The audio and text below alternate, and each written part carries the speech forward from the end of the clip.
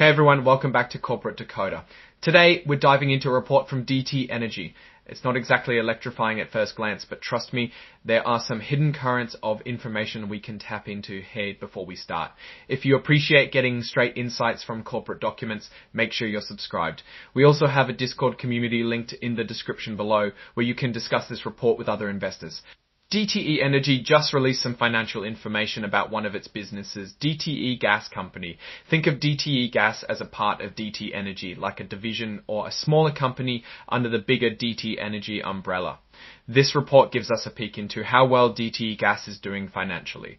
This isn't the usual quarterly or yearly report. This is a Form 8K, which companies use to announce important events quickly. In this case, they're sharing the financial statements of DTE Gas Company for the first 3 months of 2020-25, the quarter that ended in March. DTE Energy is giving the Securities and Exchange Commission, or SEC, the financial statements for DTE Gas Company for the quarter. They also posted the financial statements on their website. By the way, SEC is an organization that keeps track of all the finance-related things of publicly traded companies. That's why it's important. If you're interested, you can find the actual financial statements as Exhibit 99-1. We'll talk more about what those statements mean in a moment. DTE Energy is a publicly traded company, so they have stock that you can buy. Their stock trades on the New York Stock Exchange under the ticker symbol DTE. They also have some other types of debt called junior subordinated debentures that trade under different symbols. Now let's get to the meat of the report, DTE Gas's financial performance. Unfortunately, the report doesn't give us all the details directly within the 8K. It refers us to the financial statements in Exhibit 99-1. But because the filing states that the financial statements are furnished and not filed with the SEC, there may be limited liability related to the information in the exhibit. Since we don't have the specific numbers right here in this 8K, we can't do a deep dive into revenue, expenses, and profit. What we can do is talk about what this kind of report usually tells us. When a company shares financial statements, it's like opening the hood of a car to show you the engine.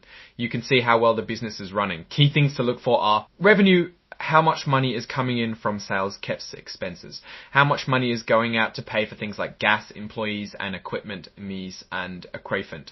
Plut, what's left over after expenses are paid, this the company's reward for doing business. By looking at these numbers over time, you can see if a company is growing, shrinking, or staying about the same. You can also compare it to other companies in the same business to see how it stacks up. It's like they're saying, hey, things could change, so don't take these predictions as guarantees. They direct you to their annual report called a 10K and their quarterly report called a 10Q for a more complete picture of the risks they face.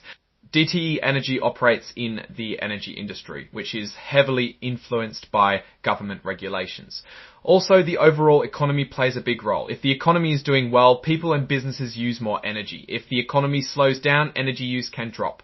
Weather patterns can also impact DTE, especially for DTE gas. A cold winter means more people turn up their heat, which means more gas sales.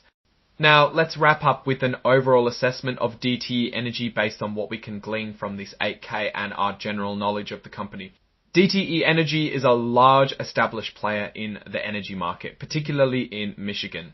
It provides electricity and natural gas to millions of customers. This gives them a stable base of revenue. One potential weakness is that DTE Energy operates in a regulated industry.